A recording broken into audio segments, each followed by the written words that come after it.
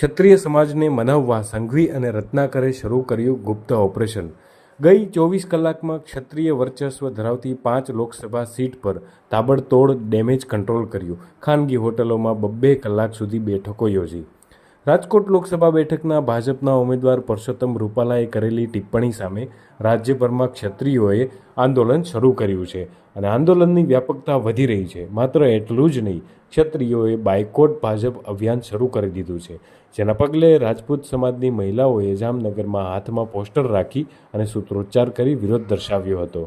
હાકલ કરે છે રાજપૂતાણી, ભાજપ તારા વળતા પાણી, જય ભવાની જય ભવાની સહિતના સૂત્રોચ્ચાર સાથે રાજપૂત સમાજની મહિલાઓએ વિરોધ નોંધાવ્યો હતો। ચાર્ટર પ્લેનમાં એક બાદ એક 3 લોકસભા સીટ પર પહોંચ્યા બાદ 22 એપ્રિલે ભાવનગર અને જામનગરની મુલાકાતે પહોંચ્યા હતા। આમ ક્ષત્રિયો વર્ચસ્વ ધરાવતા વિસ્તારોમાં તાબડતોડ મુલાકાતો લઈ હર્ષ સંઘવીએ ડેમેજ કંટ્રોલ કરવા ગુપચુપ રીતે નવું જ ઓપરેશન શરૂ કર્યું છે।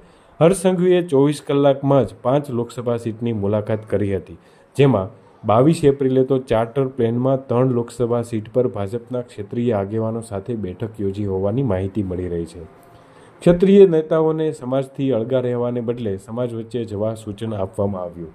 22 એપ્રિલે રાજકોટના કાલાવડ રોડ પર આવેલી ખાનગી હોટલમાં રત્નાકર અને હર્ષ સંઘવીએ રાજ્યસભાના સાંસદ કેસરીસિંહ ઝાલા, પૂર્વ ધારાસભ્ય જયરાજસિંહ જાડેજા, રાજકોટ શહેર ભાજપ મહામંત્રી વિરેન્દ્રસિંહ ઝાલા, જિલ્લા ભાજપ મહામંત્રી નરેન્દ્રસિંહ જાડેજા તથા રાજકોટ લોધિકા સંઘના ચેરમેન નરેન્દ્રસિંહ જાડેજા સહિતના 20 જેટલા ક્ષત્રિય આગેવાનો સાથે બેઠક યોજી હતી।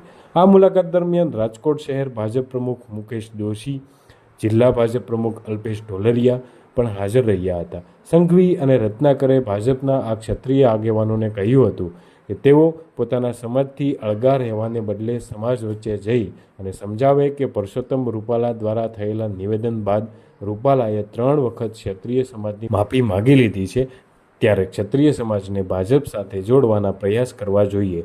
આ ઉપરાંત ક્ષત્રિય સમાજ વર્ષોથી ભાજપ સાથે જોડાયેલો છે, જેથી રાષ્ટ્રના વિકાસના હિતમાં ભાજપને સહયોગ આપે તે પ્રકારની અપીલ કરી છે।